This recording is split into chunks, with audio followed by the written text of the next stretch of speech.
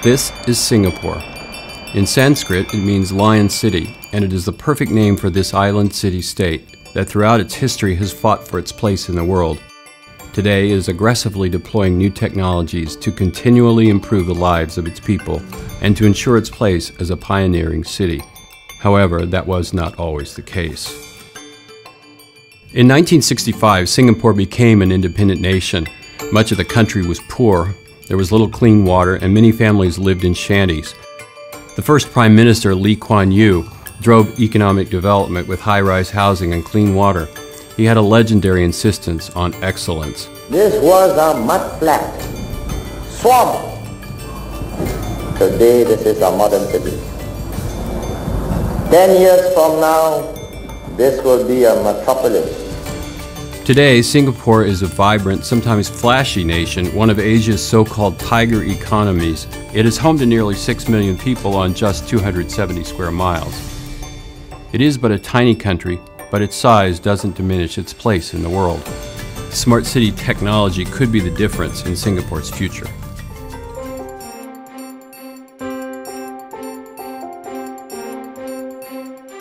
Steve Leonard, CEO of SG Innovate, is arguably the best person to talk about smart technology in Singapore.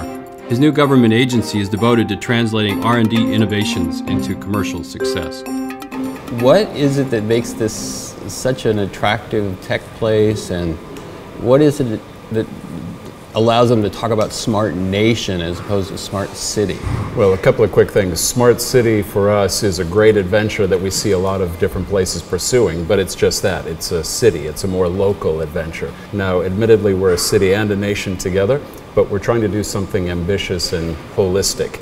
So every part of Singapore, the health, the transport, the energy, everything that goes into the nation, we're trying to be involved with under this banner of Smart Nation. And that means, how do we use information more effectively? How do we tackle some really tough problems around aging population, urban density? So a lot of cities are working on things, but we believe they're working on them more narrowly defined, and we're trying to do something more broad. What are you doing with the urban density thing? I think you can maybe hit the highlights. Sure. Urban density is something that affects a lot of different countries and cities around the world. More and more people getting into smaller and smaller spaces. So the implications on transportation, public safety, resource efficiency such as energy supply are really big and difficult challenges. So we're thinking, what's the role of autonomous vehicles? What's the role of a shared infrastructure where you would have more ride sharing, not necessarily in a platform like an Uber or a Lyft, but more that you would have a citizen-led type of platform where everybody's a part of that network or ecosystem. And then what are you doing with the elderly example? Well, we've got a lot of healthcare that we're thinking about. Aging population is a challenge or a reality that almost every country in the world is wrestling with right now. Yeah. We're going to have a tripling of citizens above 65 in the next 15 years. You don't want people to have to go sit in a doctor's office and wait to have a relatively simple scenario such as blood pressure checking for a chronic condition that you need to manage. So if you can do that remotely using technology and still provide care for that person, that would be a great improvement for them and also take strain off the system. So for us, Smart Nation will come to pass. It's just a question of us continuing to push ahead, be comfortable with taking some risk, be comfortable experimenting more than we have sometimes in the past in order to build some amazing things. To get a better perspective on smart medical technology, I met up with Dr. Stephen Tucker, an expat who's lived in Singapore for a decade. The non-Asians. It's hot. Okay, I can't even talk now. See, but you're dipping. I'm just pouring. No, I'm barely pouring. It's so good. Well, every time I eat hot food, my head sweats, and so that's why I wear a hat. So my experience reading about Singapore before coming here is that, you know, it's really gone through massive transformations in the last 50 years. And I wonder if a lot of the improvements have been because of technology, certainly water quality and that kind of thing, right? Or well, there's infrastructure that's been built. And of course, your opening statement's 100% accurate. There's been transformational change in the 10 years I've been here, and the country just celebrated its 50th anniversary last year. So they've really gone from, you know, developing to developed in just one generation. Knowing what you're interested in dovetails perfectly with some of the ideas of the Smart Nation initiative, where we're putting sensors, they are putting sensors into new homes to monitor the health of elderly shut-ins, elderly widowers and widows. The primary sensor is a MEMS device, a microelectric mechanical sensor. These are what's in a Fitbit. This is what's in every, you know, it's an accelerometer. These accelerometers are pennies. You could sprinkle them across a carpet to see how fast someone moves across the carpet. You could even identify if they're shuffling back and forth, which might be a sign of Parkinson's disease. Everyone has to realize that we are in a pivot.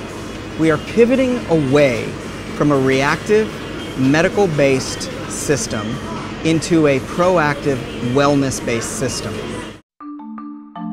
I think we should get a second on this stuff. It's all good. Should get some ice kachang. There you that's go. what we're doing. Okay. To find out how the country's smart tech is being applied at the earliest stages, I'm heading to a local preschool. Hello. A lot of schools are grappling with how to teach coding at a very young age, which the attitude in Singapore is that you want to have a positive experience, just like you want to have with mathematics, so that the very youngest people will grow older and have an appreciation for it and not a negative approach to it. Oh wait, you can't do that. This is called VBUT, and what it teaches sequencing, and sequencing is important for coding, obviously. So these students are using this little robot to learn how to sequence. And if you go from 0 to 20, it's 5 spaces. So you push the forward button 5 times, and then if you want to turn left, there's a left turn button and a right turn button. The point of all of this is really to teach coding eventually. There's a very strong integration in this school system between practical concrete skills and coding skills, which are very abstract. I'll see you guys later. Nice meeting you. Hardest part of going to preschool is getting up. Okay.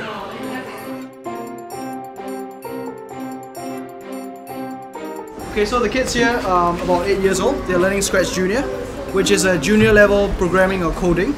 So essentially they're learning how to do a coding curriculum from this young age. When they move on to what we use called Scratch, makes it colorful enough, it's easy enough for them to understand what's going on, which in turn would manipulate the characters to move in a certain way. So simple coding knowledge is necessary to make this work. At the end of one, I'll say curriculum course period, we'll actually use a group environment or pair work to give them a simple project. So the last project that we gave them was global warming. So come up with some sort of theme, how to save water, how to not do littering. Yes, it's quite a big, I'll say it's quite a big theme. Why not go for the really big topics? Okay, yeah, okay.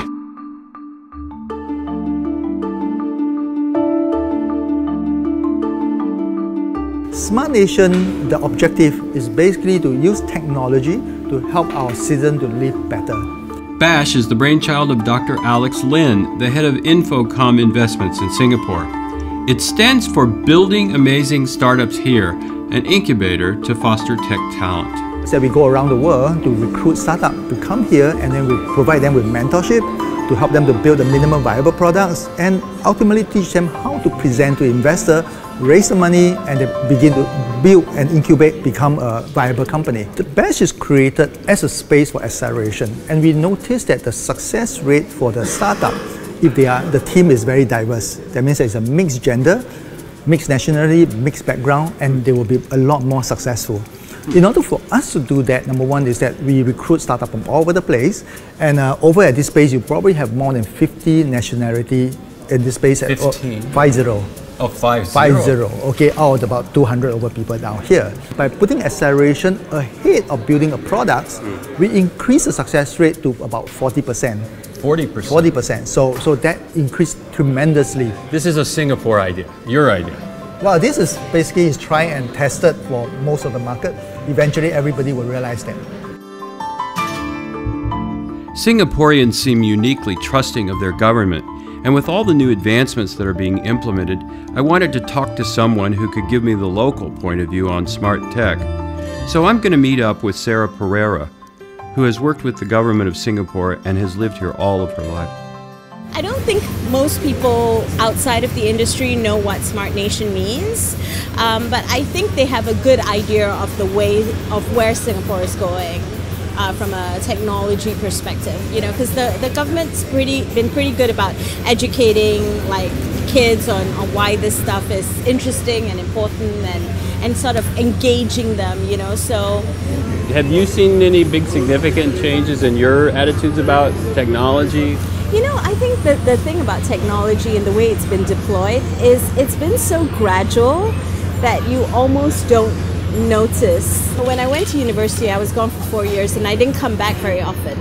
And when I came back, I actually got lost going home, you know, to a place where I had lived my entire life. Well, the roads had changed, the landmarks had changed. And I got lost. My mother's house was the same, but you know, everything around it had changed. The route had changed to go to my mom's place. And I think, you know, that's kind of the essence of what it is like to be Singaporean. Like, you know, your landscape changes all around you all the time.